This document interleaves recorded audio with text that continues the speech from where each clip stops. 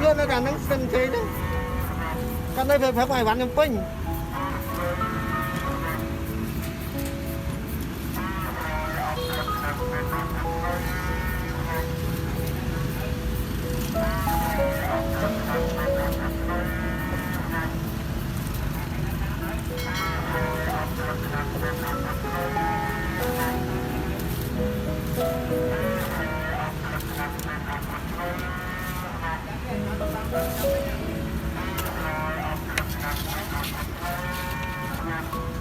có thao theo YouTube có thao đây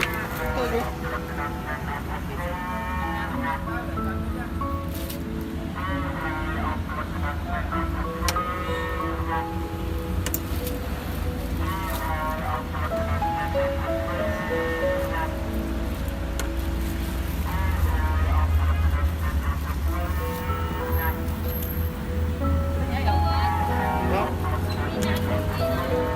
đây là nguyên là mới bèo mà này này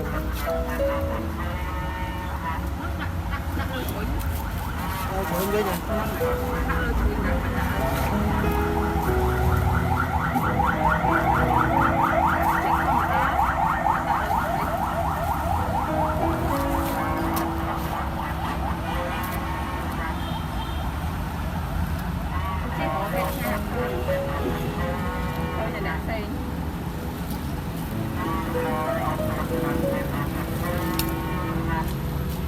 trong mấy cái xong chúng ta tháo nó ở tiền nhông cái sủa tiền nhông năm nay nè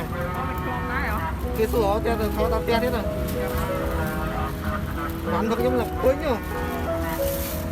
ta cả tao sống nhông bán tháo thôi trong thư tiền pi cho người bán thì mua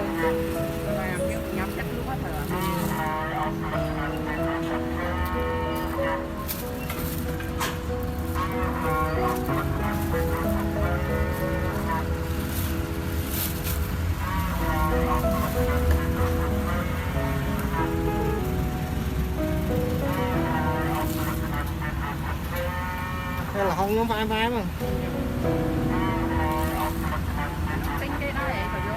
tính kia ta nhôm như cầm mong nghe lọ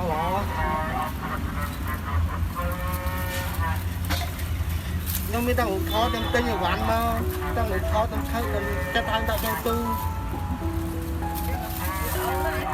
khó ta mới biết đó rồi nhiều bê thao đi đó không nhiều bê thao đi đó không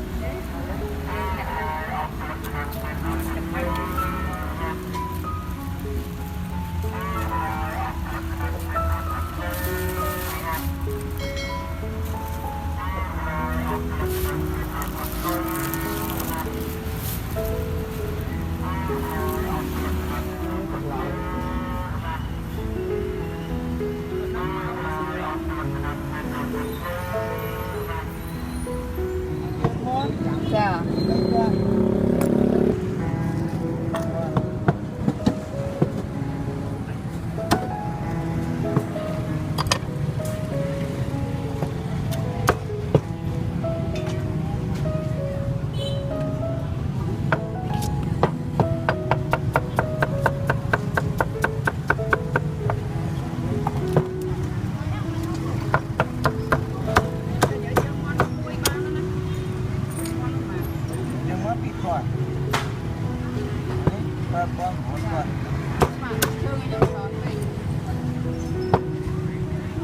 chơi mình miền Tây